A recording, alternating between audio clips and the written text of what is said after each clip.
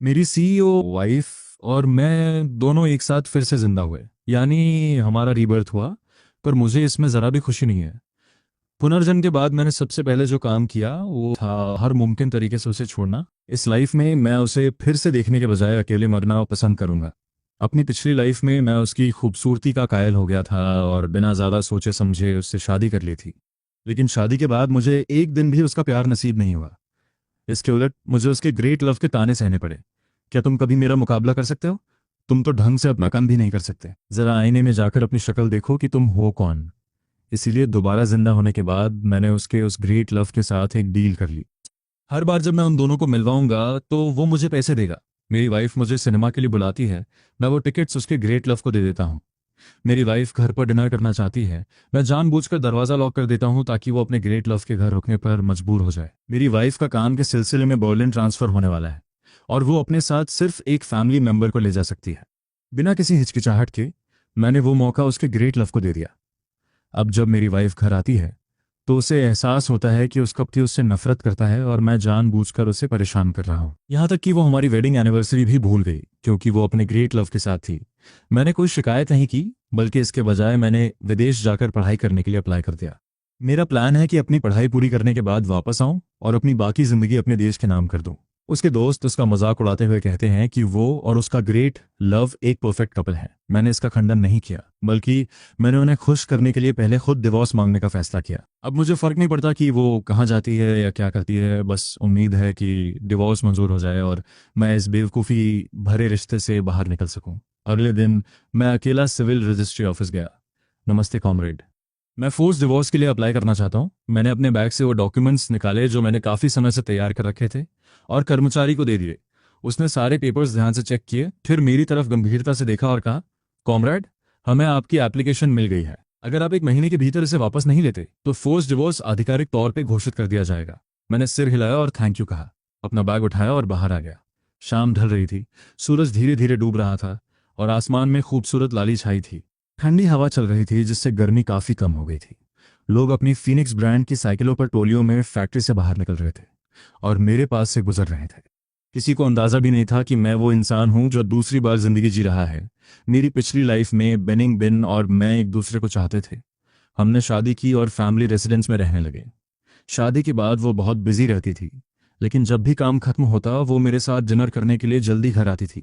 हमारी एनिवर्सरी और मेरे बर्थडे पर वो हमेशा तोहफे और सरप्राइजेस तैयार रखती थी। वो मुझे हर महीने जो पैसे देती थी वो भी एक अच्छी खासी रकम थी, जिससे पूरी कम्युनिटी हमसे जलती थी। सब कहते थे कि मुझे बहुत अच्छी बीवी मिली है। हर कोई हमारे रिश्ते से जलता था, पर सिर्फ मुझे पता था कि हमारी दुनिया में हमेशा एक तीसरा इंसान मौजूद था, जिबोडा, जो बेनिंग बिन के बेस्ट फ्रेंड का भाई था। मेरे जन्मदिन पर वो मुझे छोड़कर गिबोडा के साथ शॉपिंग करने चली गई। जब मैं बीमार था तब वो मुझे अकेला छोड़ जिबोडा का ख्याल रखने गई क्योंकि उसे बादलों के गरजने थंडर से डर लगता था। जब मेरे पेट में दर्द था तब उसने मुझे छोड़ दिया क्योंकि उसे गिबोडा की चिंता थी, जो थोड़ा डिप्रेस्ड महसूस कर रहा था। जब हम तीनों साथ में खाना खाते थे तो वो हमेशा तीखा स्पाइसी खाना मंगवाती थी जो गिबोडा को पसंद था। वो पूरी तरह भूल जाती थी कि मेरे पेट में दर्द है और मैं तीखा नहीं खा सकता। जब हम तीनों पहाड़ों पर ट्रैकिंग कर रहे थे तब गिबोडा का बैलेंस बिगड़ा और उसने गिरते हुए मुझे भी साथ खींच लिया। मेरे हाथ छिल गए, पर उसने तुरंत गिबोडा को नीचे उतारने में मदद की और मैं आधी रात को अकेला हॉस्पिटल गया। ऐसी बहुत सी बातें थीं। ऐसा नहीं था कि मुझे जलन नहीं होती थी या मैं शिकायत नहीं करता था। मैं तो घर की आधी दौलत देने को भी तैयार था ताकि जिबोडा को कोई फाइनेंशियल दिक्कत न हो, बस बेनिंग बिन उससे दूर रहे। पर उसका बहाना हमेशा एक ही होता था, मैं उसे सिर्फ अपना भाई मानती हूँ। उसकी बहन ने मेरी जान बचाई थी, अब वो मर चुकी है और उसे अकेला छोड़ गई है। वो सिर्फ मुझ पर ही भरोसा कर सकता है। तुम बचकानी बातें मत करो। हाँ, वो यही कहती थी। पर जब भी जिबोडा उसे देखता था उसकी आंखों में प्यार साफ झलकता था। मैंने अपनी पिछली पूरी जिंदगी इसी तरह लड़ते झगड़ते बिता दी। इस लाइफ में मैं अब इस ट्रिपल रिलेशनशिप में नहीं फंसना चाहता। इसीलिए पुनर्जन्म होते ही मैंने इस शादी को खत्म करने का फैसला कर लिया। अगर बेनिंग बिन को पता चला कि मैं डिवोर्स चाहता हूं तो वो कभी कागजों पर साइन नहीं करेगी। इसीलिए मैं यहाँ फोर्स डिवोर्स मांगने आया हूँ, क्योंकि इसके लिए सिर्फ एक पक्ष की अर्जी ही काफ़ी होती है। एक बार डिवोर्स हो जाए फिर मैं आज़ाद हूँ। मैं यहाँ से चला जाऊँगा, वैसी ज़िंदगी जीऊँगा जैसी मैं चाहता हूँ और फिर कभी उस औरत से अपना नाता नहीं जोड़ूंगा। पर जैसे ही मैं अपने आंगन के गेट पर पहुंचा मैं ठिठक गया। शादी के बाद बेनिंग बिन ने मुझसे नौकरी छुड़वा दी थी। अब मेरे पास कोई कमाई नहीं है। मेरे लिए अपना भविष्य सुरक्षित करना मुश्किल है और मेरे पास कहीं दूर जाने के लिए टिकट तक के पैसे नहीं हैं। हालांकि बेनिंगटन ने मुझे पैसे दिए हैं, पर मुझे हर एक पैसे का हिसाब देना पड़ता है। कारण यह है कि अगर मैं अचानक बड़ी रकम खर्च करूं तो उसे यकीनन शक हो जाएगा। अगर उसे शक हुआ तो पैसे कहाँ से आएंगे? काफी सोच विचार के बाद मैंने एक साहसी फैसला लिया। मैं एबोडा के साथ हाथ मिलाऊंगा जिससे उसने हमेशा प्यार किया है। मैं अपने हाथों से बेनिंग बिन को उसकी तरफ धकेलूंगा। इसलिए मैं एबोडा के दरवाजे पर गया और बिना वक्त बर्बाद किए सीधे मुद्दे की बात की। एबोडा, मुझे तुमसे एक डील करनी है। मुझे पता है तुम्हें बेनिंग बिन पसंद है। आज से मैं हर मुमकिन कोशिश करूंगा कि तुम दोनों को साथ में वक्त बिताने का मौका मिले, और जब ऐसा होगा तुम मुझे कुछ पैसे दोगे। 1 महीने के अंदर मैं उसकी जिंदगी से पूरी तरह गायब हो जाऊंगा। एबोडा मुझे हैरान होकर देखने लगा।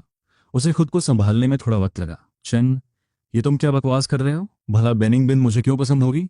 मैं हल्का सा ठंडी हंसी हंसा। ये मजाक है या नहीं, ये तुम्हें अच्छी तरह पता है। मुझे इतना सीरियस देख एबोडा ने आखिरकार मुझे गौर से देखना शुरू किया। ठीक है, मुझे बेनिंग बिन पसंद है, पर मैं तुम पर यकीन क्यों करूं? मेरे चेहरे पर कोई भाव नहीं था। मैं इसे साबित करने का रास्ता ढूंढ लूंगा। आज रात वो तुम्हारे घर आएगी, बस तुम उसकी पसंद का खाना तैयार रखना। ये कहकर मैं वहां से चल दिया बिना उसकी शक्ल देखे। जैसे ही मैं अपने घर का दरवाजा खोला, हाउसकीपर तुरंत बाहर आई, मेरा बैग लिया और पूछा, सर, आज रात के डिनर में क्या बनाना है? मैंने दीवार पर टंगी घड़ी देखी। आज रात कुछ हल्का बनाओ, सिर्फ एक इंसान के लिए। रात के 9 बजे घड़ी का अलार्म ठीक समय पर बजा। उसी वक्त किसी ने दरवाजा खोला और अंदर आया। मैं खाना खा रहा था। आवाज सुनकर मैंने नजरें ऊपर की तो देखा कि बेनिंग बिन मेरी तरफ आ रही है। उसने अपना कोट उतारा और पास खड़ी हाउसकीपर को थमा दिया। जैसे ही उसकी नजर मेज पर रखे सादे खाने पर पड़ी, जो उसकी पसंद के एकदम उलट था, वो ठिठक गई।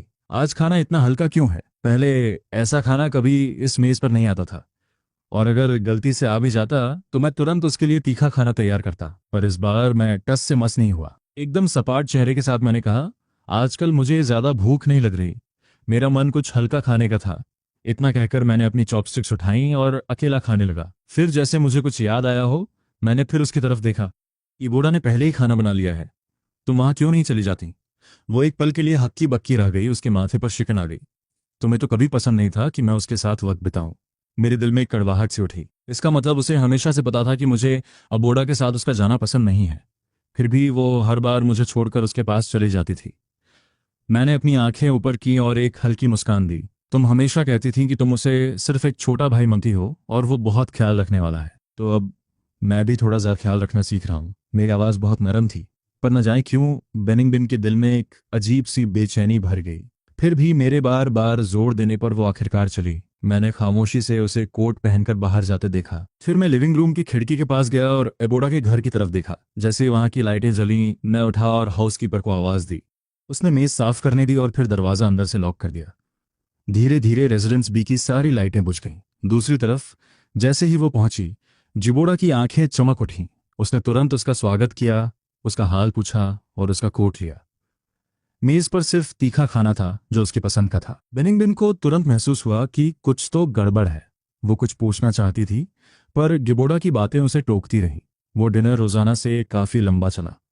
जब वो आखिरकार उठी और गिबोड़ा की मायूस नजरों के बीच रेजिडेंस बी वापस आई, तो उसने देखा कि उसका घर पूरी तरह अंधेरे में डूबा है। उसने भौएं सिकोड़ी, जोर से दरवाजा खटखटाया और कई बार मेरा नाम पुकारा, पर अंदर से कोई आवाज नहीं आई। उसने दरवाजा खोलने की कोशिश की तो पता चला कि वो अंदर से लॉक है। तुम्हें हो क्या गया है? उसने अपनी पूरी ताकत से चिल्लाकर कहा। उसने काफी देर तक दरवाजा पीटा, पर कोई जवाब नहीं मिला। आखिरकार कहीं और जाने का रास्ता न होने के कारण वो वापस गिबोड़ा के पास चली गई।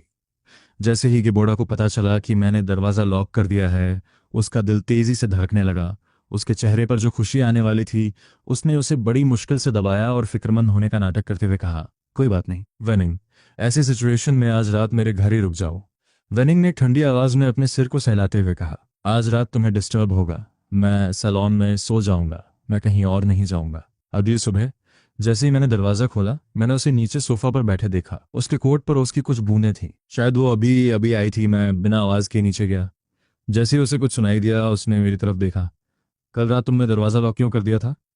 मैं चुपचाप अपना ओटमील खाते हुए टेबल पर बैठ गया। मैंने जवाब दिया, आजकल बहुत चोरियां हो रही हैं, इसलिए दरवाजा लॉक करने की आदत हो गई। मैं भूल गया था कि तुम गिबाओ के घर गई हो। My bad. ये सुनकर वेनिंग ने आगे कुछ नहीं पूछा। उसने अपनी जेब से एक मूवी टिकट निकाला जो किसी सिक्योरिटी गार्ड ने उसके लिए खरीदा था। आजकल काम बहुत ज्यादा है, काफी टाइम हो गया है हमने साथ में वक्त नहीं बिताया। जैसे ही मैं फ्री होंगी तुम्हें पिक करने के लिए किसी को भेज दूंगी। मैंने सिर हिला दिया पर टिकट को छुआ तक नहीं। ब्रेकफास्ट के बाद वेनिंग तैयार होकर चली गई। जैसे ही उसकी गाड़ी ओझल हुई मैं रिलैक्स हो गया। मैंने अपने चॉपस्टिक्स रखे और टेबल पे रखे, मूवी टिकट को देखते हुए ख्यालों में खो गया। मेरी पास्ट लाइफ में हमारी शादी को 5 साल हो चुके थे और उसने कभी मेरे साथ बैठकर पूरी फिल्म नहीं देखी थी। हर बार वो बीच में ही उठकर गिबाओ के पास भाग जाती थी। इस बार भी मेरा उसके साथ फिल्म देखने का कोई इरादा नहीं था, पर इस टिकट को बर्बाद क्यों करना, यही सोचकर मैंने टिकट उठाया और गिबाओ के पास चला गया। जब उसने दरवाजा खोला तो उसकी आंखों की खुशी छुप नहीं रही थी। अब तुम्हें मुझ पर यकीन है? जो मैंने उससे कल रात कहा था उसे शायद शक था, पर कल की बातों ने उसका दिमाग आधा घुमा दिया था। उसे मेरा असली मकसद समझ नहीं आ रहा था, पर वो ऐसा मौका छोड़ने वालों में से नहीं था। उसने सिर हिलाया और एक शरारती मुस्कान के साथ मुझे कुछ पैसे दिए। मैंने पैसे लिए और अपनी जेब से वो मूवी टिकट निकालकर उसे थमा दिया। तुम उसके साथ जाओ, आज उसे इम्प्रेस करने का मौका है। ये कहकर मैं मुड़ गया। शाम को सिनेमा जाने के बजाय मैं घर पर ही रहा और आराम किया। मैं थोड़ा सोया और फिर कुछ पढ़ा। सब बहुत शांत था। रात गहरी हो गई थी। मैं न्यूज़पेपर मोड़कर ऊपर जाने ही वाला था कि वो अंदर आई। उसके चेहरे पर नाराजगी साफ थी। तुम आज आए क्यों नहीं? अखबार मोड़ते हुए मैं रुक गया। क्या तुम्हारी तबीयत ठीक नहीं है? उसने फौरन मेरा माथा छूकर देखा। चलो हॉस्पिटल चलते हैं, मैंने कहा। इसकी जरूरत नहीं है। तभी एक जोरदार रिंगटोन ने शांति भंग कर दी। इससे पहले कि मैं उठ पाता वेनिंग ने फोन उठा लिया। मैं बिल्कुल पास था इसलिए मुझे सब साफ सुनाई दे रहा था। दूसरी तरफ से कोई सिविल रजिस्ट्रेशन ऑफिस यानी सेल्स रजिस्ट्रेशन ऑफिस से बात कर रहा था। अखबार पकड़े हुए मेरी उंगलियां कांपने लगीं। मेरी सांसें रुक गईं। पता नहीं कितना वक्त बीता। जैसे ही उसने फोन रखा वो मेरी तरफ मुड़ी। सेल्स रजिस्ट्रेशन ऑफिस से कॉल था। वो कह रहे हैं कि कुछ इन्फॉर्मेशन कम है। मैंने अपनी नजरें नीचे झुका ली और कुछ नहीं कहा। हमारी शादी इतनी जल्दी हुई कि शायद कुछ पेपर्स रह गए होंगे, कुछ डॉक्यूमेंट्स अधूरे होंगे। मैं सब ठीक कर दूंगी, बाकी सब सेट है, कोई देरी नहीं होगी। वेनिंग ने सिर हिलाया और ज्यादा सवाल नहीं किए। फिर वो तैयार होने चली गई। बाहर निकलते हुए उसे कुछ याद आया। उसने अपनी जेब से एक इनविटेशन निकाला। अरे हाँ, परसों सिस्टर का बर्थडे पार्टी है, मेरे साथ चलना। इस बार मैं मना नहीं कर पाया। मैंने सिर हिला दिया। बर्थडे के दिन रिसेप्शन हॉल में शानदार कपड़ों में सजे लोग म्यूजिक पर नाच रहे थे। वेनिंग मुझे डांस के लिए इनवाइट करना चाहती थी, पर मैंने कहा मेरी तबीयत अभी ठीक नहीं लग रही है, तुम गिबा के साथ डांस कर लो। बेचारा अकेला आया है। म्यूजिक फिर से शुरू हुआ। मेरा उदास चेहरा देखकर वेनिंग भारी मन से गिबाओ की तरफ मुड़ी। उसने उसका हाथ पकड़ा और वो मुस्कुराया, जबकि वेनिंग का चेहरा एकदम ठंडा था। वे साथ में नाचने लगे। भीड़ में फुसफुसाहट शुरू हो गई। वेनिंग शादीशुदा है ना? फिर वो किसी और के साथ क्यों नाच रही है? और उसे देखो, उसे पता है कि वो शादीशुदा है, फिर भी ऐसे क्यों मुस्कुरा रहा है? और मैं उसका लीगल हस्बैंड दूर खड़ा चुपचाप ये सब देख रहा था। वहां बहुत भीड़ थी, शोर था और शराब भी काफी थी। वेनिंग भी इससे बच नहीं पाई। एक के बाद एक कई ड्रिंक्स के बाद वो नशे में धुत हो गई। वो अपनी उंगलियों से अपना सिर सहला रही थी और मेरा नाम पुकार रही थी, पर मैं उसे पकड़ने के लिए पहले की तरह नहीं भागा। मैंने बस एक नजर डाली और गिबाओ मुस्कुराते हुए उसकी तरफ लपका। उसने उसे सहारा दिया। हम तीनों एक ही कार में बैठे। मैं फ्रंट सीट पर बैठा और उन्हें बैक सीट दे दी। गिबाओ ने जल्दी से वेनिंग को पीछे बैठाया। वेनिंग थोड़ी नशे में थी, फिर भी उसे लगा कि कुछ गलत है, जैसे उसे समझ आ रहा हो कि मैं हाल ही में बदल गया हूं। ये बदलाव उसे अंदर ही अंदर परेशान कर रहा था। वो कुछ कहने ही वाली थी कि अचानक एक जोरदार झटका लगा। कार सड़क के बीच में खराब हो गई। बाल बाल किसी से टकराने से बची। वेनिंग का नशा एक झटके में उतर गया। वो फौरन अपने बगल में बैठे आदमी को चेक करने लगी कि कहीं उसे चोट तो नहीं आई। गिबाओ को ठीक देखकर उसने चैन की सांस ली, पर जैसे ही उसने सिर उठाया उसकी नजरें रियरव्यू मिरर में सीधे मुझसे मिलीं। उसके होंठ हिले जैसे वो कुछ कहना चाहती हो, पर मैंने जानबूझकर नजरें फेर लीं। आसमान काला पड़ गया था और बारिश बिना रुके हो रही थी। बारिश और तेज होती गई। कई लोग छाता लिए दूसरी गाड़ी का इंतजार कर रहे थे। ठंडी हवा चल रही थी और मैं कांपने लगा। ये देखकर वेनिंग ने फौरन अपनी जैकेट निकाली ताकि मुझे उड़ा सके, पर ठीक उसी वक्त जिबाओ को लगातार 3 छींकें आईं। जैकेट हवा में ही रुक गई। उसकी हिचकिचाहट देखकर मेरे चेहरे पर एक मुस्कान आ गई। जिबाओ को इसकी ज्यादा जरूरत है, पहले उसे दे दो। उसकी गर्मी से अभी भी गर्म वो जैकेट आखिरकार जिबाओ के कंधों पर रख दी गई, जिसके कान शर्म से लाल हो गए। तभी सड़क के दूसरी तरफ से एक कार ने हॉर्न जाया। ड्राइवर ने शीशा नीचे किया और पूछा कि क्या हुआ है। मैंने जल्दी से कुछ लोगों को कार में चढ़ाया, पर दिक्कत यह थी कि सिर्फ 2 जगह बची थी। इस बार वेनिंग ने बिना सोचे हमारी तरफ देखा, जैसे वो चाहती हो कि मैं और गिबाओ पहले चले जाएं। पर गिबाओ ने उसके कपड़े का कोना पकड़ लिया। वेनिंग दीदी, मेरे साथ रुको, मुझे डर लग रहा है। मैं मन ही मन हंसा। उसे एक छोटी सी कार राइड से डर लग रहा था, पर मेरा चेहरा एकदम सपाट रहा। मैंने सीधे वेनिंग की आंखों में देखा। वेनिंग, इसे ले जाओ, तुमने भी शराब पी रखी है। शराब और बारिश का कॉम्बिनेशन अच्छा नहीं है। ये कहकर उसे जवाब देने का मौका दिए बिना मैंने उन दोनों को कार के अंदर धकेल दिया।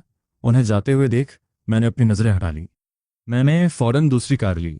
मैं घर नहीं गया, मैं सीधा रजिस्ट्रेशन ऑफिस गया। अगली सुबह जैसे ही मैंने घर का दरवाजा खोला, कोई मेरी तरफ भागा। मेरी नजरें सीधे वेनिंग से मिली। तुम रात को घर क्यों नहीं आए? तुम कहाँ थे? मैंने ठंडे लहजे में जवाब दिया, कल रात बहुत तेज बारिश हो रही थी, इसलिए मैं एक दोस्त के यहाँ रुक गया था। असल में मैं कुछ कागज भरने के लिए रजिस्ट्रेशन ऑफिस गया था। वक्त का पता ही नहीं चला और जब तक काम खत्म हुआ कोई ट्रांसपोर्ट नहीं बचा था, इसलिए मैं एक सस्ते होटल में रुक गया। उसने मुझे सिर से पैर तक देखा और जब उसे यकीन हो गया कि मैं ठीक हूं तो उसने राहत की सांस ली और मुझे अंदर आने का रास्ता दिया। मम्मी पापा आए हैं। जैसे ही उसने कहा मेरा हाथ हवा में ही रुक गया। मैंने सीधा सैलून की तरफ देखा। वे दोनों वहां बैठे थे। मेरी आवाज सुनकर वे उठे और पास आए। कुछ औपचारिक बातों के बाद उसकी माँ ने मेरा हाथ पकड़ा और मुझे सोफा की तरफ ले गई। पूरे रास्ते वो मुझसे मेरा हाल पूछती रही। हमारी शादी के बाद से उसके पेरेंट्स अक्सर आते थे, पर प्यार की वजह से नहीं। वो बस एक ही चीज के लिए आते थे, हम पर बच्चा पैदा करने का प्रेशर डालने के लिए। पर बच्चा कोई ऐसी चीज नहीं है जो ऑर्डर पर आ जाए। मैंने पास खड़ी वेनिंग की तरफ देखा। उसका चेहरा एकदम भावहीन था, पर उसकी आंखों में उम्मीद की एक चमक थी। उसे एक बच्चा चाहिए था। अगर ये मेरी पिछली लाइफ होती तो शायद मैं भी बच्चा चाहता, हमारे जैसे दिखने वाले कई बच्चे। लेकिन पुनर्जन्म रीबर्थ के बाद मैंने अपना मन बदल लिया था। मेरी लंबी खामोशी देखकर उसके पापा अपनी बेटी की तरफ मुड़े। तो तुम दोनों का बच्चा करने का कोई प्लान है या नहीं? वो चौंक गई, फिर मेरी तरफ देखा। उसे लगा शायद मेरी शर्म ने मुझे चुप कर दिया है, इसलिए उसने मुस्कुराते हुए सिर हिलाया। हाँ, हम चाहते हैं, पर जल्दबाजी की जरूरत नहीं। सब नेचुरली होना चाहिए। हमारी बातें सुनकर उसके पेरेंट्स ने एक दूसरे को देखा। वो समझ चुके थे कि अब उन्हें अपना प्लान शुरू करना है। डिनर पर उसके पापा एक बहुत स्पेशल सूप लाए और मुस्कुराते हुए हमारे बोल्स में सर्व किया। उसकी मम्मी के बार बार कहने पर मैंने एक बार में ही सूप पी लिया। डिनर के बाद उसके पेरेंट्स ज्यादा देर नहीं रुके और गाड़ी लेकर चले गए। उनके जाते ही हम कमरे में लेटने चले गए। लेकिन कुछ ही मिनटों बाद मुझे अचानक बहुत गर्मी महसूस होने लगी। पूरा कमरा दम घोटने वाला लग रहा था। मैंने अनजाने में अपनी शर्ट के बटन खोल दिए। उसकी तरफ देखा तो विनिंग बीन का चेहरा भी लाल हो चुका था। वो घबराकर अपनी ड्रेस खींच रही थी। जैसे ही हमारी नजरें मिली, हम दोनों के दिमाग में एक ही बात आई, सूप में कुछ गड़बड़ थी। मैं उठने ही वाला था कि वो मुझ पर झपट पड़ी और मुझे बेड पर गिरा दिया। उसके हाथ मेरी बेल्ट की तरफ बढ़ रहे थे जब मैंने उसे जोर से धक्का दिया। उसे इसकी उम्मीद नहीं थी। वो सदमे में मुझे देखती रह गई। अब सोचता हूं तो लगता है कि मेरा वो रूखा बर्ताव उसके लिए कितना बुरा रहा होगा। उसकी आवाज कांप रही थी। क्या हो रहा है? उसने मेरा हाथ कसकर पड़ा। मैंने कहा, कुछ नहीं, पहले जाकर शावर लो, हम दोनों ही सफाई के दीवाने हैं। ये सुनकर उसे ज्यादा सोचने की जरूरत नहीं पड़ी। अपने अंदर की बेचैनी से लड़ते हुए वो उठी और बाथरूम चली गई। जैसे ही विनिंग बीन अंदर गई, मैंने पास रखा पानी का गिलास उठाया और एक बड़ा घूंट भरा। फिर मैं खिड़की की तरफ गया और कूदकर बाहर निकल गया। चुपचाप मैं जिबोड़ा की खिड़की तक पहुंचा और दस्तक दी, जल्दी उसके कमरे में जाओ, उसे दवा दी गई है, यही मौका है, फिर कभी नहीं मिलेगा। मैंने उसकी शक्ल देखी और वहां से चला गया। उधर विनिंग बीन नहाकर और बाल सुखाकर बाथरूम से निकली। कमरे की लाइट बंद थी। बिस्तर पर बस एक धुंधली परछाई दिख रही थी। बिना सोचे वो उसके पास गई और उसे बेड पर दबा दिया। उसके हाथ और भी बेताब हो रहे थे।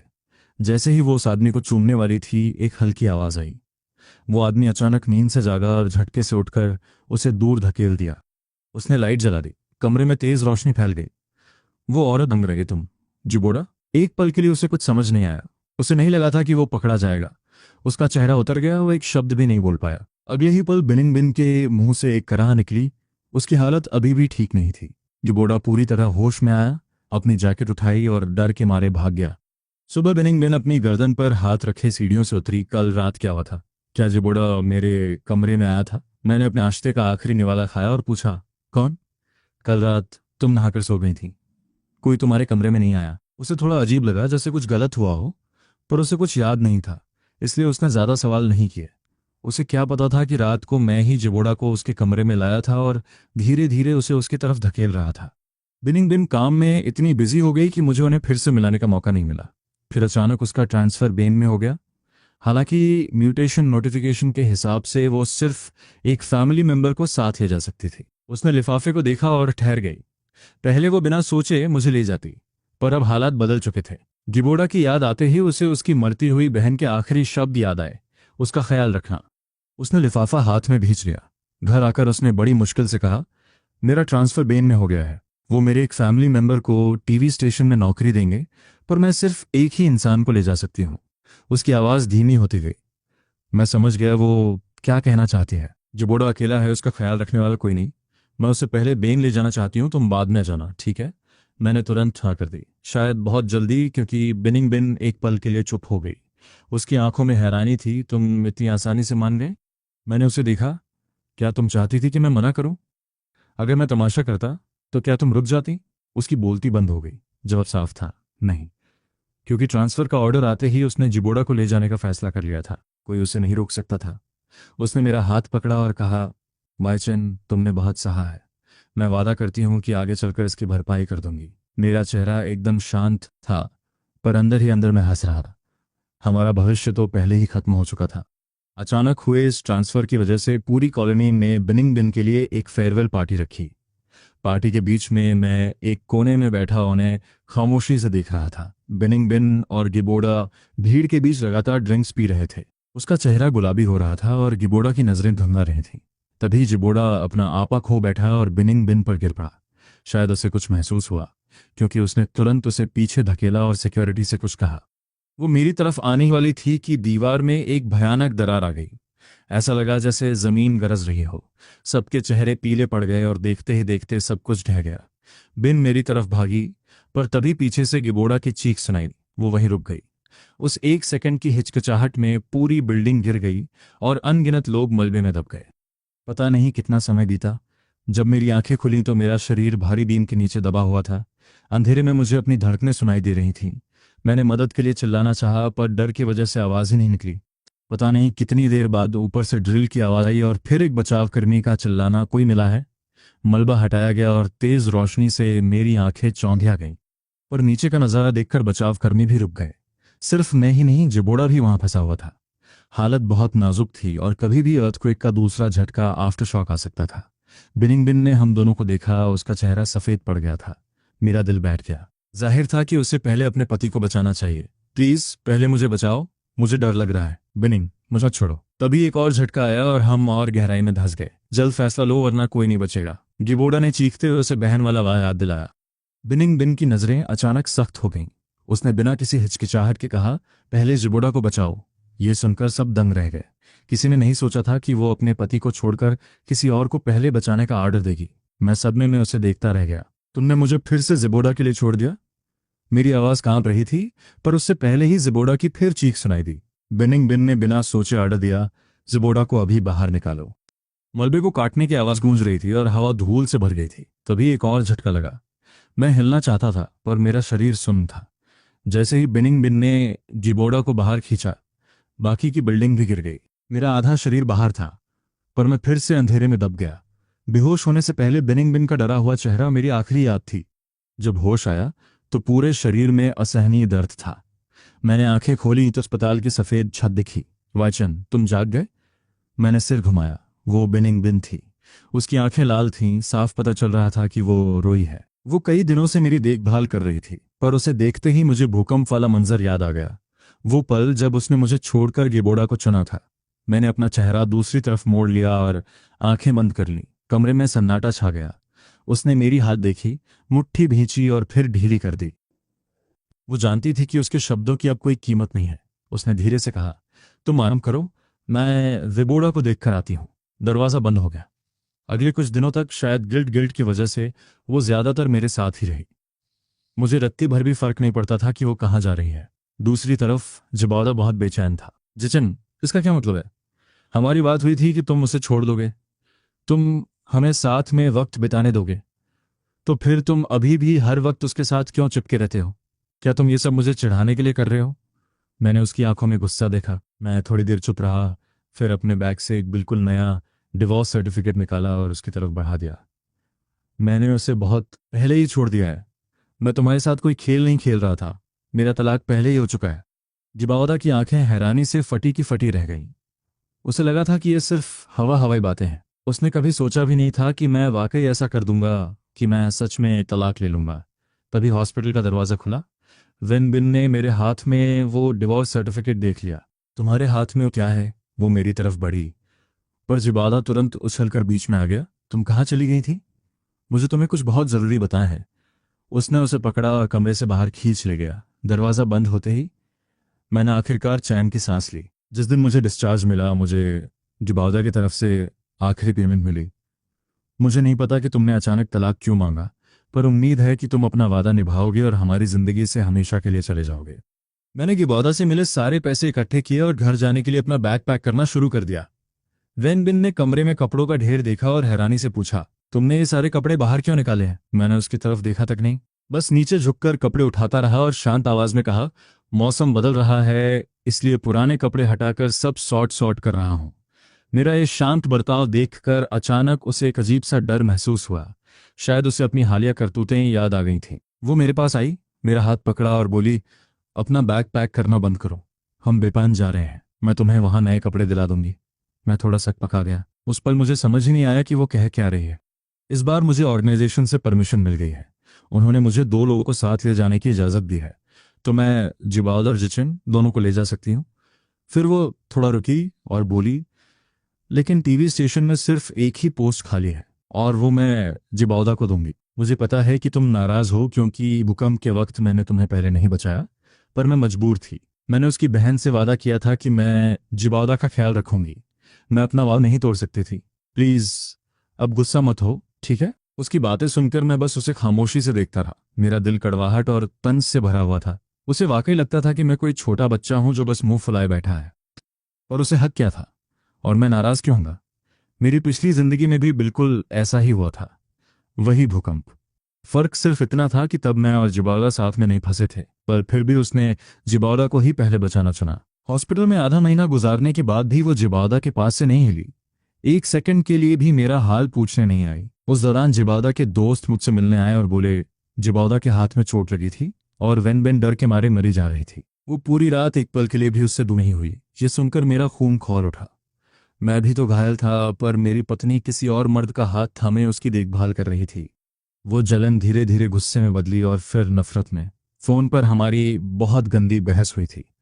मैंने उससे कहा था, मेरे और जिबार के बीच कुछ नहीं है, पर अगर तुम यही सोचना चाहती हो तो मैं कुछ नहीं कर सकती।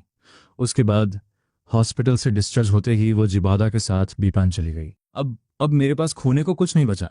खैर, अब मैं पहले से कहीं ज्यादा शांत हूँ। विडंबना आयरनी तो देखो, अब वो खुद ऑर्गेनाइजेशन से मुझे साथ ले जाने की भीख मांग रही है। मेरी आंखों में तंज की एक झलक थी जिसे मैंने छिपा लिया। फिर भी उसने अंदाजा लगा लिया और वो और भी बेचैन हो गई, जैसे उसे कुछ खोने का डर हो। उसने मुझे कसकर पकड़ लिया। जचन, प्लीज हमारे साथ चलो। अगर मैं मना करता तो उसे तुरंत शक हो जाता। उसकी नज़र में मैं अभी भी वही इंसान था जो उसके बिना जी नहीं सकता। तो मैंने कह दिया, ठीक है, साथ चलते।" मेरे इतना कहते ही उसने राहत की एक लंबी सांस ली, पर उसने उस बात पर गौर ही नहीं किया जो मैंने मन ही मन सोची थी, कि हमारे रास्ते तो बहुत पहले ही अलग हो चुके हैं। जाने वाले दिन मैं खामोशी से गाड़ी में बैठ गया। पीछे जिबावदा का चेहरा उतरा हुआ था, पर मैंने उसे देखना भी जरूरी नहीं समझा। मैंने बस अपना बैग उठाया और गाड़ी में चढ़ गया। सफर शुरू होते ही जिबावड़ा ने अपना हमेशा वाला ड्रामा शुरू कर दिया। कभी कहता, वैन बिन, मेरे पैर में मोच आ गई है, ट्रेन में चढ़ने में मेरी मदद करो। कभी कहता, ट्रेन में थोड़ी ठंड लग रही है, वैन बिन, मेरे पास बैठो ना। या फिर, मुझे नींद आ रही है, क्या मैं तुम्हारे घुटनों पर सिर रखकर सो सकता हूँ? हर बार वैन बिन मेरी तरफ देखती, शायद मेरा रिएक्शन चेक करने के लिए, पर मैंने अपनी आंखें बंद कर रखी थी। आखिरकार कोई चारा न देख वो जिबावला की सारी बातें मानने लगी। बाकी पैसेंजर्स ने भी ये नोटिस किया और बोले, ए नौजवान, तुम बहुत लकी हो, तुम्हारी बीवी तुम्हारा बहुत ख्याल रखती है। ये सुनकर जिबावला शर्मा गया और उसके और करीब आने की कोशिश करने लगा, पर वैन बिन तुरंत पीछे हट गई और बोली, गलत मत समझिए, हमारा ऐसा कोई रिश्ता नहीं है। ये सुनकर जिबावला सन्न रह गया, पर बाकी लोगों को लगा कि वो बस शर्मा रही है। अरे अरे, ये यंग लेडी इतना क्यों शर्मा रही है? बोल भी दो। अगर कुछ नहीं है तो तुम इसका इतना ख्याल क्यों रख रही हो? ये सुनकर वेनबिन उठी और मेरे बगल में आकर बैठ गई। उसने कहा, ये मेरे पति हैं, वो तो बस एक दोस्त है। पूरे डब्बे में एक अजीब सी खामोशी छा गई। जुबादा उसे नफरत भरी नजरों से देखने लगा। गाड़ी हिल रही थी, लाइटें मध्यम थीं।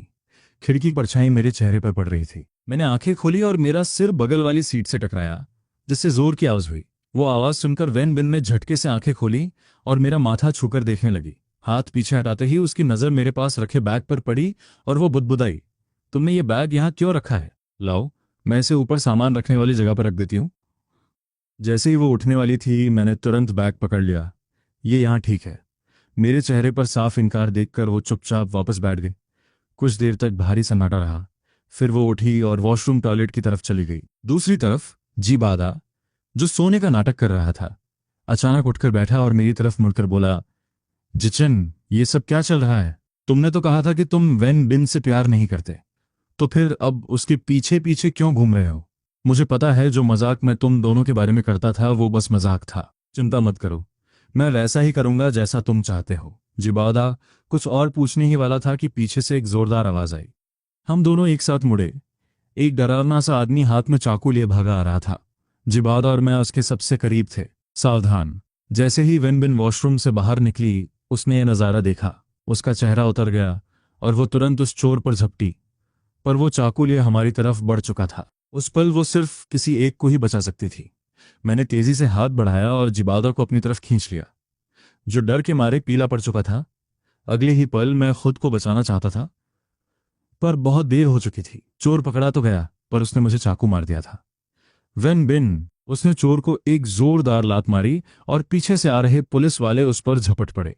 ये लड़के अपने हाथ पर पट्टी बांधो, जल्दी। वेन बिन मेरे पास आई। उसके चेहरे पर साफ दहशत थी। क्या तुम ठीक हो? जवाब मेरे गले तक आया पर वहीं अटक गया। मेरे बाएं हाथ से खून तेजी से बह रहा था, पर मेरी नजरें बिल्कुल शांत थी, इतनी शांत कि वो सर्द लग रही थी। पूरी रात हम एक ही लाइन में बैठे रहे। बीच में बस एक संकरा रास्ता था। वो मेरे जख्म की पट्टी कर रही थी। उसकी आवाज में छिपा हुआ डर साफ पता चल रहा था। जिचन, मुझे माफ कर दो। मुझे पता था कि वो कुछ और कहना चाहती है, पर मैंने उसे बीच में ही टोक दिया। वेनबिन ने आंखें ऊपर की। जब उसने देखा कि मैं कुछ भी सुनने को तैयार नहीं हूं तो उसकी आंखों में गिल्ट साफ दिखने लगा। उसने एक गहरी सांस ली। जिचन, जब हम बेपान पहुंचेंगे तो हमारी जिंदगी बहुत अच्छी होगी, ठीक है? मैं तुम्हें वो सब दिलाऊंगी जो तुम चाहते हो। मैंने बस उसे खामोशी से देखा, कुछ नहीं कहा। फिर मैंने अपनी आंखें बंद कर ली और कहा कि मैं थक गया हूं। वो भी बैठ गई और उसने धीरे से मुझ पर एक कंबल डाल दिया। उसे लगा कि हमारे पास अभी बहुत वक्त है। इसी ख्याल के साथ वो सो गई। रात के सन्नाटे में जब पूरा डब्बा सो रहा था, मैंने धीरे से अपनी आंखें खोली। मैंने अपने पैरों के पास रखा सामान उठाया और उस गहरी नींद में सोई हुई औरत के हाथ में वो डिवोर्स सर्टिफिकेट थमा दिया। मैंने एक पल के लिए उसे देखा। मेरा दिमाग सुन्न हो चुका था। ये चेहरा मैंने अनगिनत बार देखा था। जब मैंने उसे प्रपोज किया था, जब वो खुशी के मारे रो पड़ी थी, हमारी शादी की रात जब वो घबराहट से लाल हो गई थी, जब हमारी जिबादा की वजह से बहस होती थी, तो उसका चेहरा नफरत और नाराजगी से भर जाता था। 5 साल तक मैंने वो चेहरा देखा। 5 साल तक मैंने उसे प्यार किया और अब मैं उसे कभी नहीं देखूंगा। स्टेशन पहुंचने की अनाउंसमेंट हुई। वेनिंग थोड़ा हिली, पर उसने आंखें नहीं खोली। मैंने भी उसकी तरफ नहीं था। अपना सामान उठाया और नीचे उतर गया। मेरी सूटकेस के पहियों की आवाज प्लेटफॉर्म पर गूंज रही थी। मैं ट्रेन के दूसरी तरफ चलने लगा और एक बार भी मुड़कर नहीं देखा। यात्री कृपया ध्यान दें, ट्रेन बेचिंग स्टेशन पहुंच चुकी है। वेन ने अपनी आंखें मनी। वो कुछ उठाने के लिए नीचे झुकी और उसी वक्त उसकी नजर डिवोर्स पेपर्स पर पड़ी। सदमे की वजह से उसका दिमाग खाली हो गया। उसके हाथ कांप रहे थे। कई कोशिशों के बाद उसने पेपर उठाया। उसे खोलते ही उसे अपनी फोटो दिखी। उसके आधे चेहरे पर डिवोर्स की ऑफिशियल स्टैंप लगी थी। उसकी आंखों में दर्द और दिल में जैसे किसी ने खंजर घोंप दिया हो। वो झटके से खड़ी हुई। सीट खाली थी। मेरा सामान गायब था। मैं जा चुका था। घबराहट में वो बाहर की तरफ भागी और मुझे यहाँ वहां ढूंढने लगी, पर अब बहुत देर हो चुकी थी। उसके अंदर गुस्से का ज्वालामुखी फट पड़ा। उसने डिवोर्स सर्टिफिकेट को इतनी जोर से भींचा जैसे उसे फाड़ ही देगी। उसे सब समझ आ गया था। उसे समझ आया कि ऐसे सीक्रेट डिवोर्स के लिए सिविल अफेयर्स ऑफिस में 1 महीने पहले एप्लीकेशन देनी पड़ती है। इसका मतलब मैं पूरे 1 महीने से चुपचाप इस डिवोर्स की तैयारी कर रहा था। अब उसके पास सिर्फ एक ही रास्ता बचा था, फोर्स डिवोर्स। आखिर मैंने गलत क्या किया? वो खालीपन में बड़बड़ाई। मैंने उसे कुछ नहीं कहा। मैं उसे तलाक दूंगी। बेनिंग ने सर उठाया और सूने प्लेटफॉर्म की तरफ देखने लगी। शी ने अपने होंठ चबाए। उसकी आंखों में साफ कंफ्यूजन दिख रहा था। तभी जिबादा गाड़ी से बाहर आया। सर निंगन, ये डिवोर्स सर्टिफिकेट है। चूंकि जिचन ने तुम्हें तलाक दे दिया है तो हमारी वो बात, इससे पहले कि वो बात पूरी करता, वेन ने उसे पीछे धकेल दिया। कॉमरेड जी, मेरा तुम्हारी देखभाल करने का फर्ज यहीं खत्म होता है। वो वहीं जम गया। सिर से पांव तक एक ठंडी सिहरन दौड़ गई। पहले वो उसे बड़े प्यार से संभालती थी, पर अब वो उसे ऐसे देख रही थी जैसे वो कोई अजनबी हो। कॉमरेड जे, मैंने तुम्हारा ख्याल सिर्फ तुम्हारी बहन की आखिरी इच्छा की वजह से रखा। मुझे तुम्हें बीजिंग लाना था और नौकरी दिलवानी थी। इसके बाद हमारा कोई रिश्ता नहीं है। उसकी आवाज़ और भी ठंडी होती गई। जिबादा का चेहरा सफ़ेद पड़ गया। ये सिर्फ नाराजगी नहीं थी, ये साफ डर था।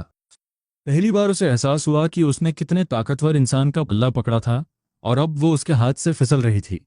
वो अचानक उसकी तरफ झपटा और उसे पीछे से कसकर पकड़ लिया। नहीं, नहीं, मैं नहीं जाना चाहता। तुमने मेरी बहन से वादा किया था, तुम्हें मेरा ख्याल रखना होगा। तुम मुझे ऐसे कैसे छोड़ सकती हो? वेनिंग ने उसे धक्का दिया और ठंडी नजरों से देखा। जिबावरा, ज्यादा लालची मत बनो। क्या तुम ये कह सकते हो कि इतने सालों तक मेरा ख्याल रखते हुए तुम्हें मुझसे कोई जुड़ाव महसूस नहीं हुआ? क्या तुम वाकई मुझे छोड़ने वाले थे? उसे अपनी बहन की मौत वाले दिन की सारी यादें आ गईं। कैसे उसने उसे गले लगाया था, कैसे उसे चुप कराया था, वो डांस के दौरान हाथ पकड़ना, कैसे कार एक्सीडेंट में वो एक ढाल बन गई थी और अपने शरीर से उसे बचाया था, कैसे भूकंप और ट्रेन में उसने अपनी जान जोखिम में डालकर उसकी रक्षा की थी। उसकी नजरें दूसरों को धोखा दे सकती थीं, पर खुद को नहीं। ये कैसे मुमकिन था कि उसे कुछ महसूस न हो? मैन ने डिवोर्स सर्टिफिकेट को जोर से पकड़ा। पेपर का कोना उसकी हथेली में चुभ रहा था, पर उस दर्द ने उसे साफ सोचने में मदद की। ये प्यार नहीं था, सिर्फ एक जिम्मेदारी थी। अगर तुम्हें खरोच भी आती तो मैं तुम्हारी बहन को क्या मुंह दिखाती? तुम मुझसे प्यार नहीं करती तो फिर मेरे साथ इतनी अच्छी क्यों थी? तुमने किसी और को भेजने के बजाय खुद मेरा ख्याल क्यों रखा? जैसे उसे कोई और याद आई हो। उसने जिबौदा की आंखों में झांका और कहा, क्या तुम मुझसे पीछा छुड़ाना चाहती हो? हमारी शादी तो हो चुकी है। ये सुनकर जैसे उसके पैरों तले जमीन खिसक गई। वेनिंग पहले चौंक गई, फिर उसकी आंखों में गुस्से की आग जलने लगी। ये कैसी बकवास कर रहे हो तुम? उसने दांत पीसते हुए कहा और उसके करीब आई। जिबादा का हाथ पीछे कांप रहा था, फिर भी वो उसके गुस्से से डरा नहीं। उस रात वो सूप जो तुमने पिया था, उस रात हमने पी थी और एक वादा किया था। वार्निंग के कदम अचानक रुक गए। उसे भी वो रात याद आ गई और मेरा वो बहाना। कोई अपने ही पति के कमरे में दूसरे आदमी को कैसे भेज सकता है? धोखे की आग उसे सिर से पांव तक जलाने लगी। इससे पहले कि वो कुछ कह पाती, मेन गेट का गार्ड दौड़ता हुआ आया। मैडम, इस तरफ। वैनिंग ने अपना गुस्सा पी लिया। उसने जिबार्डा की तरफ एक बार भी नहीं देखा और तुरंत हुक्म दिया, इसे वापस ले जाओ। और टीवी स्टेशन वाली उसकी पोस्ट कैंसिल करवा दी। जैसे ही गार्ड्स उसे ले गए, जिबादा जमीन पर गिर पड़ा। वो फर्श को घूरता रहा, ये जानते हुए कि उसे यहां रहने की इजाजत सिर्फ कुछ समय के लिए मिली थी। वो जितना इस बारे में सोचता, उसके दिल में उतनी ही नफरत भर जाती। ये सब वायचंद की गलती है। अगर वो अचानक छोड़कर नहीं जाता तो मुझे ये सब नहीं कर पड़ता। चीफ ने वैनिंग की तरफ फिक्र से देखा। उसकी शादीशुदा जिंदगी को याद करते हुए उन्होंने कहा, चाओ अभी बीजिंग आया है, उसे तालमेल बिठाने में दिक्कत हो रही है। तुम्हें बिंग का ख्याल रखना चाहिए। वो कुछ कहना चाहती थी पर समझ नहीं पा रही थी कैसे है। चीफ एक हल्की मुस्कान के साथ समझ गए। हाँ, चाओ के साथ झगड़ा हुआ है। ये झगड़ा नहीं है, हमने डिवोर्स ले लिया है। उनकी मुस्कान गायब हो गई। वजह जानने के बाद उनका लहजा मायूसी भरा हो गया। पर ये तुम क्या कर रही हो? तुम जो बड़े फैसले लेने में इतनी माहिर हो, प्यार के मामले में इतनी कंफ्यूज्ड कैसे हो सकती हो? जिबादा की बहन ने तुम्हारी जान बचाई थी। तुम्हें उसके भाई का ख्याल रखना चाहिए था, पर तुम ये काम किसी और को भी सौंप सकती थी। तुमने सब कुछ अपने ऊपर क्यों लिया? चीफ ने हाथ से इशारा किया। जाओ, अब घर जाओ। प्रोफेशनल्स की टीम दिन भर की रिपोर्ट दे रही थी।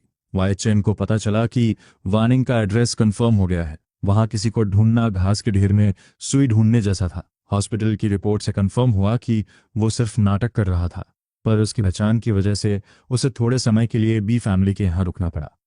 जैसे जैसे वानिंग सुनती गई, उसका चेहरा उतरता गया। आखिरकार थककर उसने आंखें बंद कर लीं। गाड़ी में फिर से सन्नाटा छा गया। घर पहुंचकर उसने देखा कि जिबादा सोफे को कसकर पकड़े बैठा है और हिलने से मना कर रहा है। उसे देखते ही वो उछलकर खड़ा हुआ और उसे रोकने की कोशिश की, पर वो झटके से हट गई। मैंने जो कहना था कह दिया। अब प्लीज यहां से जाओ। मेरे भाई को भी सजा मिली है। मैं नहीं जाऊंगा। अगर तुम मुझसे प्यार नहीं करती थी तो मेरे साथ इतनी अच्छी क्यों थी? तुम अपने पति को छोड़कर मुझे लेने क्यों आई? मैंने तुम्हारी मदद खुले तौर पर की। मेरा ज़मीर साफ है। अगर तुमने नाटक किया है तो उसका अंजाम तुम ही भुगतोगे। पहली बार वानिम ने उसे बड़ी संजीदगी, बेरुखी और बेरहमी से देखा, बिल्कुल पहले की तरह। मैं तुम्हें पैसे दूंगी ताकि तुम अपना गुजारा कर सको। इसके बाद हमारे बीच कुछ नहीं रहेगा। ये कहकर उसने जमीन पर गिरे उस आदमी की तरफ देखना बंद किया और अपने कमरे का दरवाजा बंद कर लिया। मेरे सामने खड़े आदमी के गले से दर्द भरी आवाज निकली। इस अजीब नज़ारे को देखकर मेरी आंखों में उलझन थी। ट्रेन से उतरने के बाद मैं पहली ट्रेन में चढ़ गया, बिना ये जाने कि वो कहाँ जा रही है। वो ट्रेन मुझे हैंड सिटी ले आई। पुल के पास वाले घरों की खिड़कियां खुली थीं। एक औरत पीपा हाथ में लिए कोई सुरीली और अनजानी धुन गा रही थी। उसकी आवाज हवा में तैर रही थी और एक काली छत वाली नाव धीरे धीरे नदी में दूर जा रही थी। हल्की बारिश शुरू हो गई। मैंने अपना एक हाथ सिर पर रखा और दूसरे से सूटकेस पकड़ा। मैं एक छज्जे के नीचे खड़ा हो गया। नीले पत्थरों पर बारिश की बूंदें टपक रही थीं, पर धीरे धीरे बारिश तेज होने लगी। मैं खुद को रोक नहीं पाया और लकड़ी के दरवाजे के पास चला गया, पर पीछे हटते ही मैं अचानक किसी से टकरा गया। मैं अनजाने में मुड़ा। मेरी नजरें उसकी गहरी आंखों में डूब गईं। वो सिल्क की लंबी ड्रेस पहने एक औरत थी, जिसके होठों पर हल्की मुस्कान थी। कोई बात नहीं, अंदर आ जाइए, यहाँ शरण ले लीजिए। ये बारिश अभी रुकने वाली नहीं है। खिड़की के पास वाले कमरे में चाय की खुशबू आ रही थी। कपड़े बदलने के बाद मैं लिसा के सामने बैठ गया और उसने मुझे गर्म चाय का कप दिया। शुक्रिया लिसा। वो ऐसे मुस्कुराई जैसे उसे कुछ याद आया हो। आप हाँ अकेले आए हैं? हार मत मानिए, लगता है आप यहाँ की नहीं है। मैंने सिर हिलाया। मैं पुराने वक्त के बारे में बात नहीं करना चाहता, वो अच्छी यादें नहीं हैं। मैं बस एक शांत जगह ढूंढ रहा हूँ जहाँ मैं नई जिंदगी शुरू कर सकूं। मेरे सामने बैठी वो औरत काफी समझदार लग रही थी। उसने ज्यादा सवाल नहीं पूछे, बस इतना पूछा कि आपके आगे की क्या प्लान्स हैं। हालांकि जिबौदा ने मुझे 5,000 से ज्यादा दिए थे, पर वो पैसे कभी ना कभी खत्म हो ही जाते। मुझे नौकरी ढूंढनी थी, पर बाइनिंग बेन के साथ 5 साल की शादी के बाद मेरा पुराना हुनर बिल्कुल जंग खा चुका था। मैं आखिर कर क्या सकता था? उसने मेरी आंखों में उलझन देख ली होगी।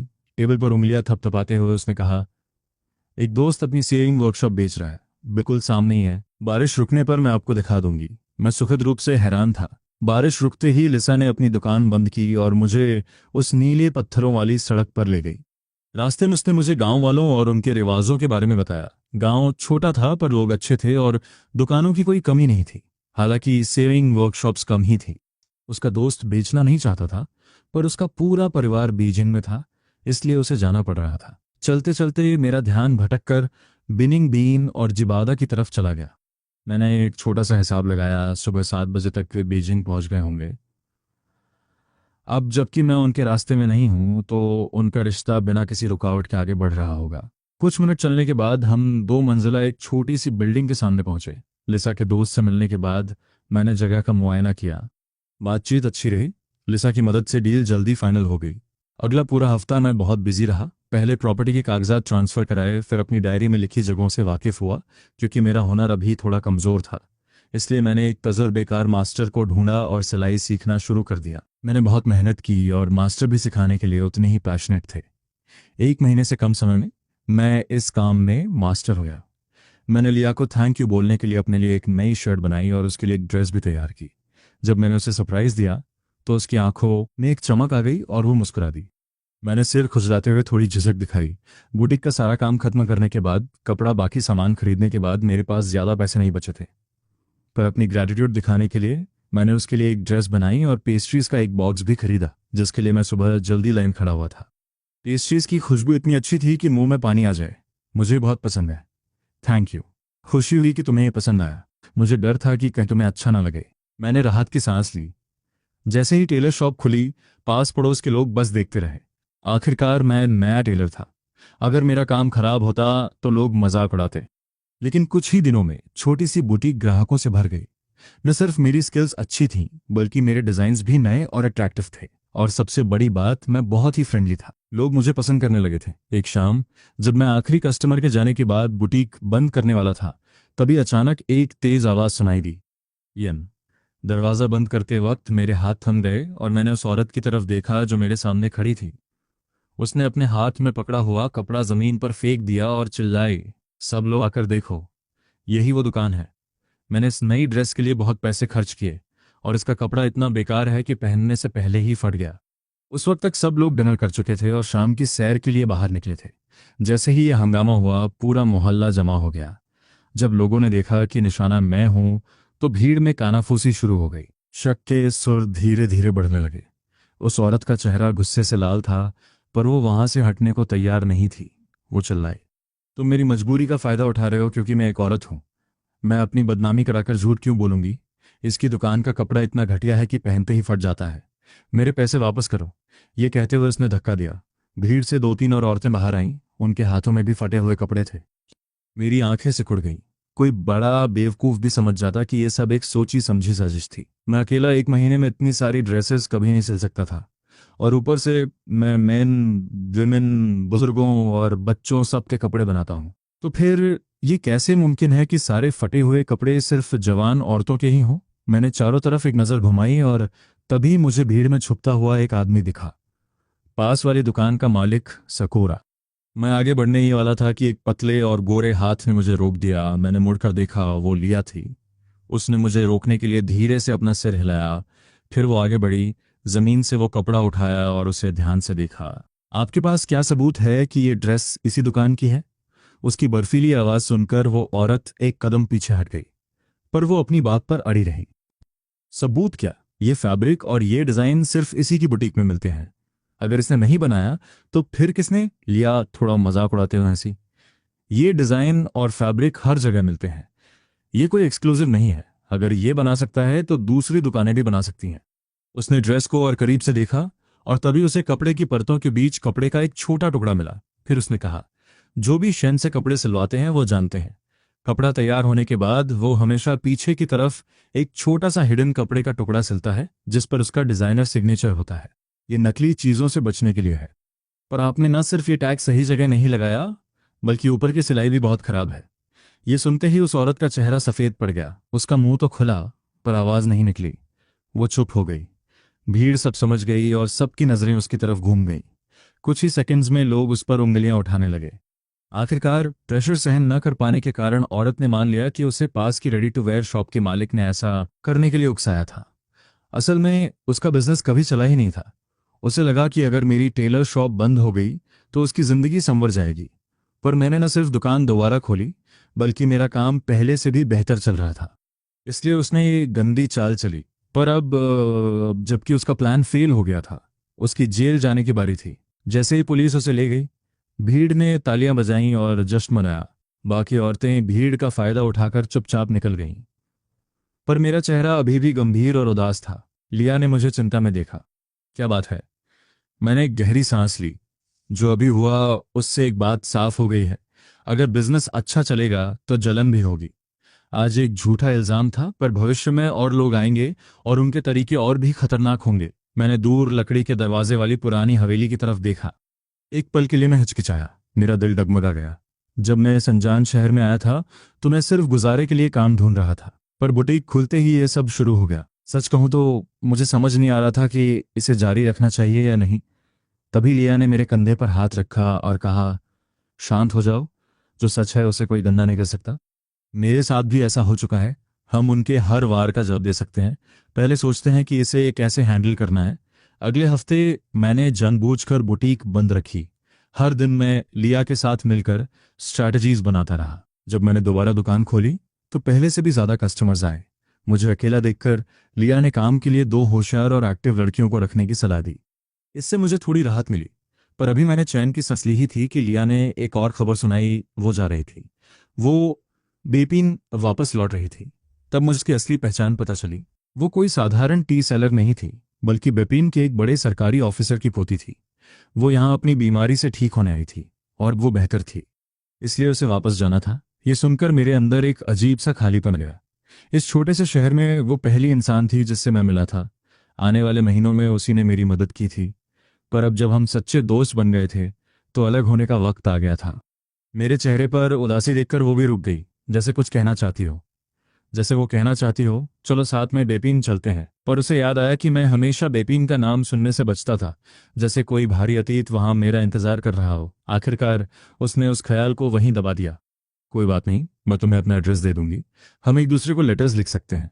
ये सुनकर मुझे अपनी भावनाओं को काबू में करना पड़ा।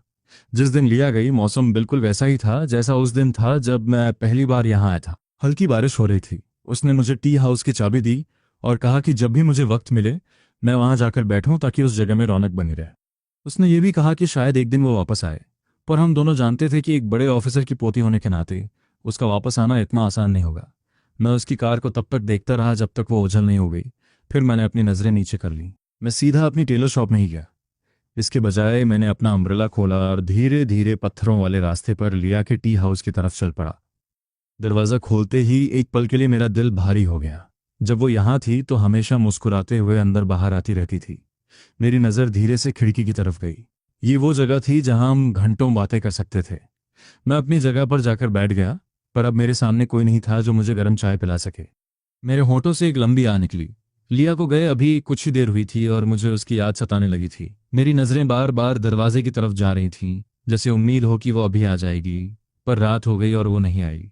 इसी बीच बेपिने परिवार में बिनिंग बिन, जिसका मुझसे डिवोर्स हो गया था, और भी चिड़चिड़ी और बुरी होती जा रही थी। पिछली बार जिबोड़ा से पीछा छुड़ाने के चक्कर में उसने उसे नशा देने की भी कोशिश की थी, और इस बार उसकी मदद के लिए कोई नहीं था। पुलिस फौरन पहुंच गई और जिबोड़ा को ले गई। कायदे से उसके स्टेटस को देखते हुए उसे हल्की सजा मिलनी चाहिए थी, पर इस हादसे के बाद उसके कई पुराने काले कारनामे बाहर आ गए। ऊपर से बाइनिंग बिन ने कोई रहम नहीं दिखाया। नतीजा ये हुआ कि कम सजा मिलने के बजाय उसे बहुत सख्त सजा मिलने वाली थी। जब वो घर लौटा तो उसे रत्ती भर भी उम्मीद नहीं थी कि कोई उसका इंतजार कर रहा होगा। मेज पर कोई गर्म खाना नहीं था। हालांकि ये उसकी रोज की आदत बन गई थी, फिर भी वो इसे स्वीकार नहीं कर पा रहा था। आखिरकार शोर सुनकर उसकी दादी बाहर आई और उसके लिए नूडल्स बनाए। अगली सुबह पोस्टमैन ने उसे एक इनविटेशन दिया। उसे पढ़कर उसे पता चला कि परिवार की लेडी ठीक होकर वापस आ गई हैं, इसलिए परिवार ने एक वेलकम पार्टी रखी थी। फॉर्मेलिटी और उनके कनेक्शन की वजह से उसे वहां जाना ही था। सोचते हुए वो मुझे गिफ्ट तैयार करने के लिए कहने ही वाला था कि उसे एहसास हुआ कि अब हमारा डिवोर्स हो चुका है। इसलिए उसने नैनी से गिफ्ट्स तैयार करने को कहा और खुद ली फैमिली के मैंशन की तरफ निकल गया। ली फैमिली का मैंशन रोशनी से जगमगा रहा था और लोग पार्टी कर रहे थे। वहीं पहली बार लिया की नज़र बाइनिंग बिन पर पड़ी।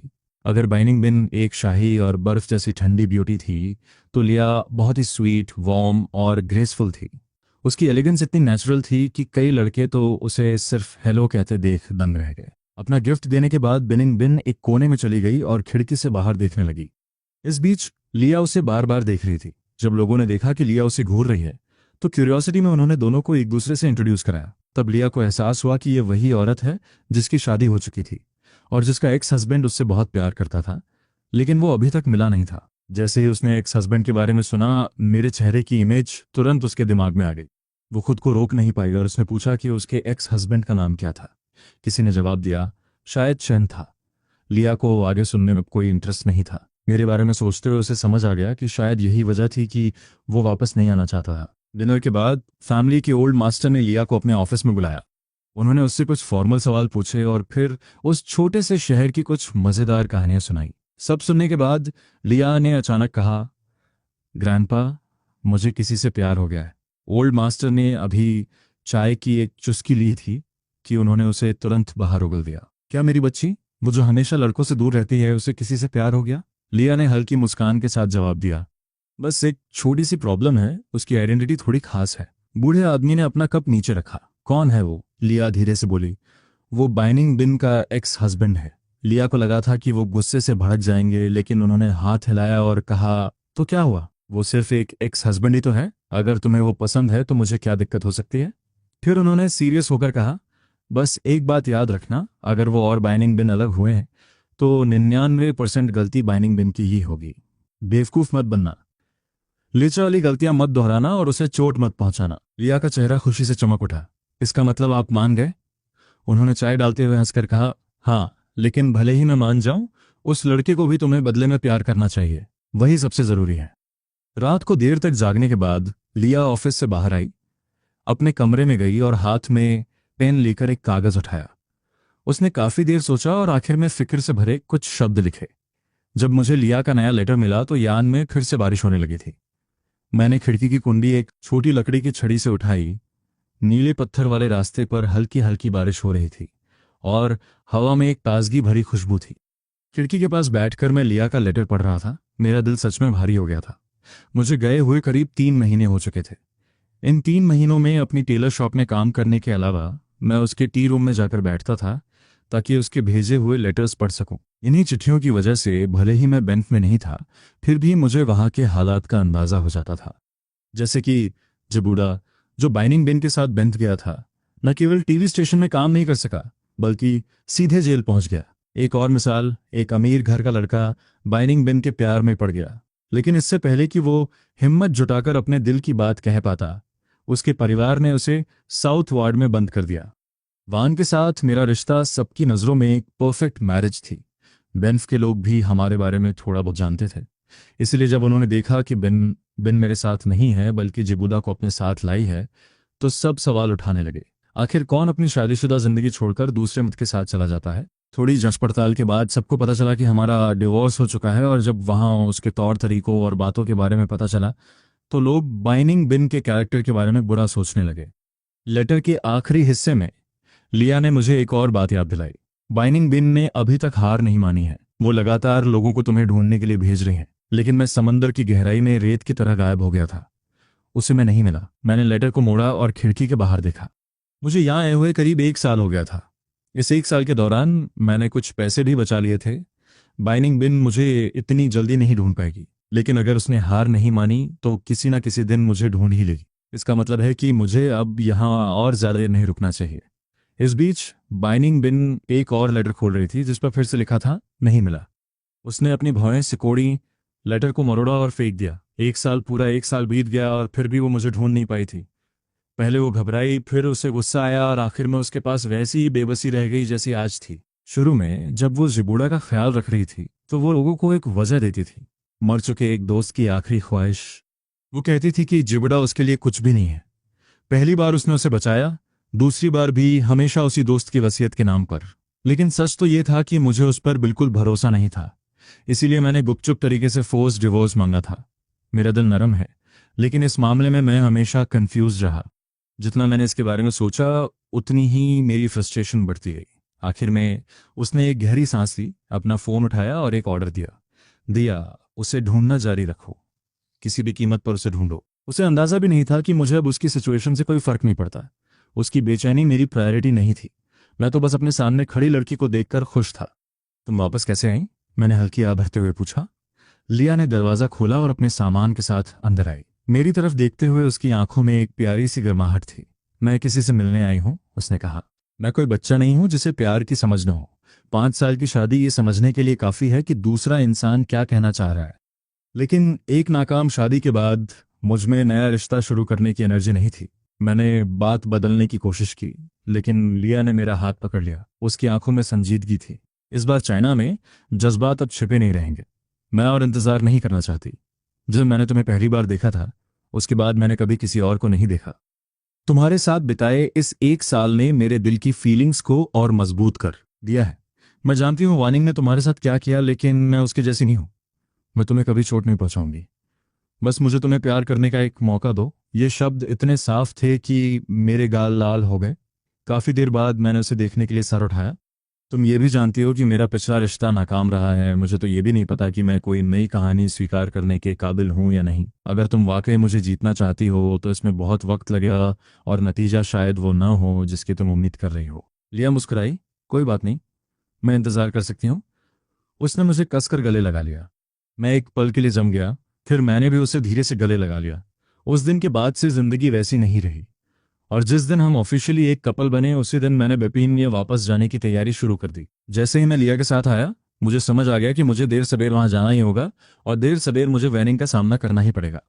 शुरू में लिया नहीं चाहती थी कि मैं जाऊं, लेकिन मैं जानता हूं कि मेरी आइडेंटिटी छिपी नहीं रह सकती। मैं कुछ दिनों के लिए भाग सकता हूं, लेकिन हमेशा के लिए नहीं। इसीलिए मैंने बिपिन के लिए ट्रेन पकड़ी। लिया की फैमिली ने फिर से एक बड़ी पार्टी रखी थी। इस बार होस्ट खुद लिया थी और उसका मंगेतर वाई चंद था। मुझे पहले से पता था कि लिया कभी किसी मर्द से इंप्रेस नहीं हुई थी। उसे रिझाने वाले लड़के उतने ही थे जितनी नदी में मछलियां, लेकिन कोई भी उसका दिल नहीं जीत पाया था। इसलिए मैं उसके मंगेतर के बारे में थोड़ा क्यूरियस था। लेकिन जब उसने मुझे देखा तो वो क्यूरियोसिटी नफरत और गुस्से में बदल गई। उसके हाथ में जो वाइन का गिलास था वो जमीन पर गिर गया। स्टेज पर खड़ी वो मुझे घूर रही थी। उसने मुझे 2 साल तक ढूंढा था। 2 साल जिसमें उसने सिर्फ मेरे बारे में सोचा था। उसने पूरे देश की खाक छानी थी, लेकिन मैं उसे नहीं मिला। लेकिन आखिर में मैं लिया का मंगेतर बन चुका था। इसी ख्याल ने उसके अंदर आग लगा दी। उसने एक कदम आगे बढ़ाया, लेकिन लिया मेरे सामने आ गई। तुम्हें मेरे मंगेतर से क्या प्रॉब्लम है? वो चिल्लाई। कैसा मंगेतर? ये मेरा पति है। ये सुनकर सबको हमारे पुराने रिश्ते की याद आ गई। बस फर्क इतना था कि इस बार लोग वैनिंग नाम की एक लड़की के बारे में बात कर रहे थे। उसके चेहरे के एक्सप्रेशन देखकर अचानक मेरे दिल में एक अजीब सा दर्द हुआ। अपनी पुरानी जिंदगी में मैंने 5 साल तक इंतजार किया था कि वो मुझे याद करे और बिपिन ले जाए। स्टेज पर इन दोनों युवतियों को लड़ते देख मैं अपना गुस्सा और काबू नहीं कर पाया। मैं आगे बढ़ा और मैंने वानिंग को एक जोरदार थप्पड़ जड़ दिया। नज़ारा बिल्कुल वैसा ही था जैसा पहले था। लोग मेरी तरफ उंगली उठा रहे थे और वैनिंग खुद मुझे बर्फीले चेहरे से देख रही थी, लेकिन उसने मुझे रोकने की कोशिश भी नहीं की। मैं वहां से चला गया। वैनिंग, तुम पागल हो गई हो क्या? हमारा तलाक बहुत पहले हो चुका है। अगर तुम्हें कोई मर्द चाहिए तो बेहतर होगा कि वो सिंगल हो। ये सुनकर उसका चेहरा फीका पड़ गया। वो मुझे ऐसे देख रही थी जैसे उसे यकीन ही नहीं हो रहा कि जो आदमी कभी उसके लिए तड़पता था वो आज उसे ऐसी बातें कह सकता है। गुस्से में लिया ने गार्ड को बुलाने के लिए हाथ उठाया, लेकिन मैंने उसे रोक दिया। मुझे उससे अकेले में बात करने दे। मैं इतनी जल्दी में चला गया था। दो शब्द जो मैंने अपने दिल की गहराई में दबा रखे थे, उन्हें साफ साफ कहने का वक्त आ गया था। हम गार्डन में आमने सामने बैठ गए। मेरी आंखें वैसी ही दूर और ठंडी थीं जैसी पहले थीं। वो मुझे जिस तरह देख रही थी, मैं अब उसे साफ देख पा रहा था। वो पहले से कहीं ज्यादा टूटी हुई लग रही थी, लेकिन अब वो चाहे जितनी भी दुखी हो, मुझे उससे कोई फर्क नहीं पड़ रहा था। मैंने कहा, तुम्हें पता है क्यों? मैं तुमसे डिवोर्स चाहता था, बिनिंग बिन। जिस दिन तुमने जुबिदा को बचाया था उसी दिन हमारे रिश्ते में दरार आ गई थी। एहसान चुकाने के 1000 तरीके होते हैं, लेकिन तुमने हमेशा मेरी जगह मेरे फ्यूचर को दांव पर लगाया। अगर जुबुड़ा को कोई भी दिक्कत थी तो तुम किसी और को भेज सकती थी। डॉक्टर्स, पुलिस, रेस्क्यू टीम, कोई भी तुमसे ज्यादा प्रोफेशनल था। लेकिन तुम खुद ही हमेशा क्यों जाती थी? उसके लिए तुम्हारा प्यार मेरे प्यार से बड़ा था। तुम्हें पता है लोग क्या कहते हैं? सबको लगता है कि वो तुम्हारा पति है। ये कितना मजाक है। उस दिन अगर तुमने वाकई मुझसे प्यार किया होता तो तुम बेड पे लेटे हुए आदमी को पहचान लेती। वो मैं नहीं था। मुझे तो ये भी उम्मीद नहीं थी कि जुबदा की एक तुम्हें सब कुछ याद दिला देगी। अगर तुम्हें वाकई परवाह होती तो तुमने खुद जांच करने के लिए किसी को भेजा होता, बजाय इसके कि तुम मुझसे बेरुखी से सब कुछ भूल जाने के लिए कहो। और वो भूकंप और ट्रेन वाला इंसिडेंट, तुमने उसे बचाने के लिए मुझे छोड़ दिया। अगर ये प्यार नहीं है तो क्या है? जिम्मेदारी। झूठ मत बोलो। तुमने जो कुछ भी किया वो जिम्मेदारी की वजह से नहीं, बल्कि उसके लिए तुम्हारी फीलिंग्स की वजह से था। शायद मैं अपनी पिछली जिंदगी का दर्द निकाल रहा था, साथ ही मेरे आंसू थमने का नाम नहीं ले रहे थे। बाइनिंग बिन का चेहरा दर्द से भर गया था। वो मेरे आंसू पोंछने के लिए आगे बढ़ी, लेकिन मैं पीछे हट गया। अपने आंसुओं की वजह से मुझे उसका चेहरा भी साफ नहीं दिख रहा था। फिर भी मैंने हर शब्द साफ साफ कहा, बाइनिंग बिन, अगर हो सके तो मैं चाहूंगा कि मैं तुमसे इस जन्म में कभी ना मिला होता। मेरी बात सुनकर ऐसा लगा जैसे उसके दिल पर किसी ने घूंसा मारा हो। रेलिंग पर उसकी उंगलियां सफेद पड़ गईं। पहली बार मैंने उसकी ठंडी आंखों में घबराहट देखी। उसने कहा, यचन, मेरी बात सुनो। मैं कसम खाती हूँ, जिबूड़ा के लिए मेरे मन में कभी कोई फीलिंग्स नहीं थी। हाँ, मैं उसके साथ अच्छी थी, लेकिन सिर्फ जिम्मेदारी के नाते। प्लीज मुझे समझाने दो। लेकिन मुझमें अब और सब्र नहीं था। मैं मुड़ा और चला गया। वो मेरे पीछे भागी, लेकिन अचानक एक और परछाई तेजी से सामने आई और बिनिंग बिन को एक जोरदार थप्पड़ जड़ा। यहां से दफा हो जाओ। वो लिया थी। वो गुस्से से पागल थी। वो कुछ बातें जानती थी, लेकिन इस हद तक नहीं। वो कभी इसका अंदाजा भी नहीं लगा सकती थी। सिर्फ ये सोचकर ही वो डर गई कि इन 5 सालों की शादी में मैंने कितना दुख झेला होगा। वो उसे दोबारा मारने के लिए आगे बढ़ी, लेकिन मैंने उसका कंधा पकड़ लिया। बस करो लिया, ग्रैंडपा हमारा इंतजार कर रहे हैं। मैंने जमीन पर गिरी हुई बेनिंग बिन की तरफ दोबारा मुड़कर भी नहीं देखा और लिया का हाथ थामकर हॉल की तरफ बढ़ गया। उसकी हथेली गर्म थी और उस गर्माहट ने मेरे दिल में बची आखिरी ठंडक को भी पिघला दिया। हमारे पीछे कदमों की आवाज थी। न कोई कदमों की आवाज, न वो जानी पहचानी आवाज। चैन, मेरी बात सुनो प्लीज। मैं मुड़ा तक नहीं। नहीं, कुछ चीजें शुरू से ही नाकाम होने के लिए बनी होती हैं, और कुछ बातें चाहे कितनी भी बार दोहराई जाएं, बेकार ही रहती हैं। आज हमारी पिछली जिंदगी का वो अधूरा चैप्टर आखिरकार और हमेशा के लिए बंद हो गया।